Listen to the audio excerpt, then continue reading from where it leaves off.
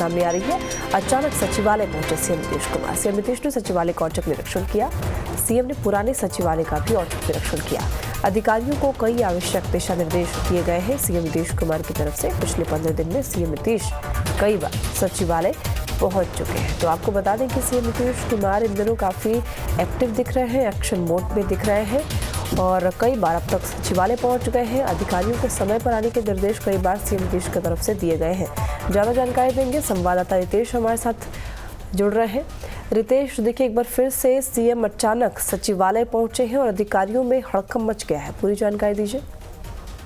बिल्कुल, देखिए कि तकरीबन 9:30 का समय होगा जब मुख्यमंत्री नीतीश कुमार अपने पूरे लाव लश्कर के साथ पुराने सचिवालय पहुंचे और उन्होंने एक बार फिर से सचिवालय का औचक निरीक्षण किया है। तकरीबन अगर बात करें तो 15-20 दिनों में कई दफे मुख्यमंत्री नीतीश कुमार विभिन्न सरकारी दफ्तरों का औचक निरीक्षण कर रहे हैं और अधिकारियों को वो आवश्यक दिशा निर्देश भी दे रहे हैं। आज भी उन्होंने कई सारे अधिकारियों को दिशा निर्देश किया है और इसके अलावा उन्होंने जानकारी दी है कि कौन अधिकारी समय पर आता है, नहीं आता है, क्या कुछ यहाँ पर कार्य हो रहे हैं। तो एक बात तो स्पष्ट हो चुकी है कि जिस अफसरशाही को लेकर लगातार मुख्यमंत्री नीतीश कुमार विपक्ष से लेकर सहयोगियों के निशाने पर रहे हैं, मुख्यमंत्री नीतीश कुमार अब धीरे धीरे ये मैसेज उन विरोधियों को भी, सहयोगियों को भी और सभी अधिकारियों को भी अब कन्वे कर रहे हैं कि अब नाफरमानी नहीं चलेगी। यानी बहुत हो गया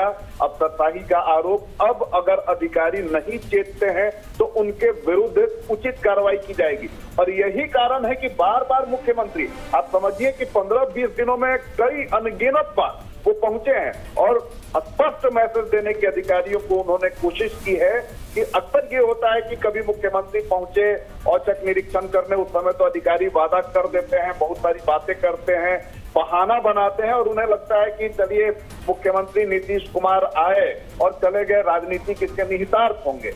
लेकिन जिस तरह से बार बार विभिन्न सरकारी दफ्तरों का वो निरीक्षण कर रहे हैं, ये बात स्पष्ट तौर पर मुख्यमंत्री बताना चाह रहे हैं कि इन आरोपों को वो कैजुअली नहीं बल्कि बहुत गंभीरता से उन्होंने ले लिया है। और यही कारण है कि बार बार वो सचिवालय जा रहे हैं, बार बार वो पुराने सचिवालय जा रहे हैं, विश्वेश्वरैया भवन जा रहे हैं, अलग अलग जो सरकारी जो भवन है वहां जा रहे हैं। और उसके पीछे की वजह एकमात्र यही है कि आप उनके प्रयासों को गंभीरता पूर्वक लीजिए और जो हमारे सोर्सेज हैं, जो मुख्यमंत्री नीतीश कुमार के साथ रहते हैं, जो मुख्यमंत्री नीतीश कुमार को बखूबी जानते हैं, बहुत अच्छे से जानते हैं, उनका साफ तौर पे कहना है कि मुख्यमंत्री कोई भी एक्शन आनन फानन में नहीं लेते हैं बल्कि समय देते हैं। समय देने के बाद भी अगर आप नहीं चेतते हैं, उनकी भाव भंगिमा या जो वो बात कहना चाहते हैं अगर वो आप नहीं समझ पाते हैं तो फिर वो कड़ी कार्रवाई भी कर देते हैं और आपको पता भी नहीं चलता है। क्योंकि मुख्यमंत्री